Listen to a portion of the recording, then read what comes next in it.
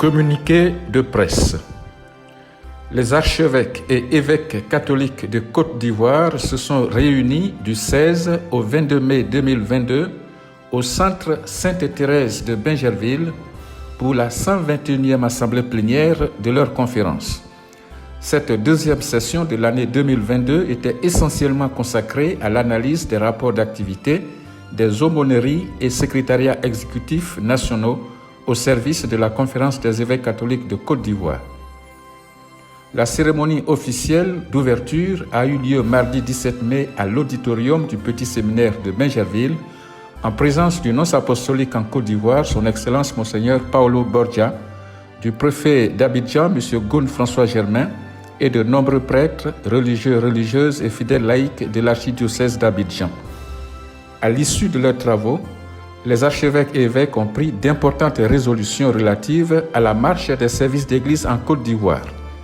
Au titre de la Commission pour l'éducation catholique, la conférence autorise le président de la Commission pour l'éducation catholique à faire éditer au plus tôt l'annuaire national des écoles catholiques pour clarifier la situation d'appartenance aux associations diocésaines et nationales des écoles catholiques. Par ailleurs, en vue de consolider l'identité religieuse et spirituelle des écoles catholiques en Côte d'Ivoire, la Commission épiscopale pour l'éducation catholique organisera tous les 2 ans un pèlerinage national ou un pèlerinage diocésain pour le personnel de l'éducation catholique, dont le premier aura lieu à la basilique Notre-Dame de la Paix de Yamoussoukro au début du mois de décembre 2022. Au titre de la Commission pour la catéchèse, pour rappeler aux prêtres leur devoir pastoral d'enseigner eux-mêmes la catéchèse, selon la recommandation de la lettre pastorale des évêques sur l'importance de la catéchèse dans la mission de l'Église en Côte d'Ivoire, la conférence épiscopale décide d'écrire une note afin d'exhorter chaque prêtre du pays à s'impliquer personnellement dans l'enseignement de la catéchèse sur sa paroisse.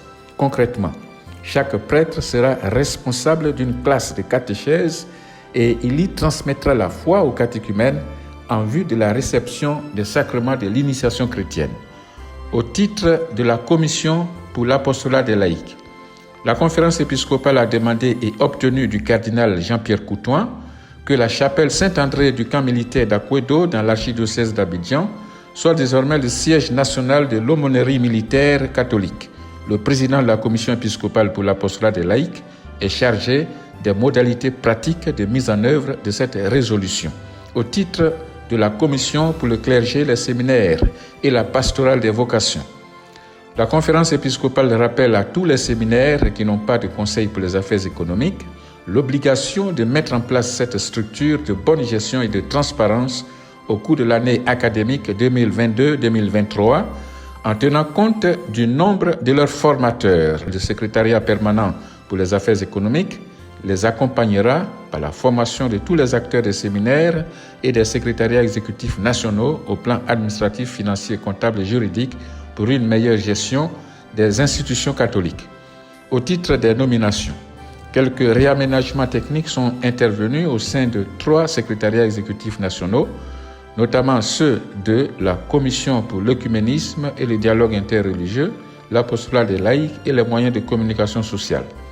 Pour cette dernière commission, les évêques ont jugé de l'opportunité de créer un poste d'administrateur des médias catholiques chargé de coordonner et de travailler au développement des organes de presse catholique en Côte d'Ivoire. Les noms de ces nouveaux collaborateurs seront rendus publics dans les prochains jours. Rappelons que la messe d'ouverture de cette assemblée plénière a eu lieu le mardi 17 mai à la paroisse Saint-Marcel d'Akwe-Santé de Bingerville, présidée par le vice-président de la conférence, Monseigneur Jean-Jacques Kofi Wakofi, évêque de San Pedro. La messe de clôture, quant à elle, était présidée par son éminence Jean-Pierre Cardinal Coutoin à la paroisse Saint-Ambroise du Jubilé de Cocody-Angré ce dimanche 22 mai avec la participation de nombreux fidèles laïcs dont le maire de la commune de Cocody, M. Jean-Marc Yassé. Fête à Abidjan le 22 mai 2022.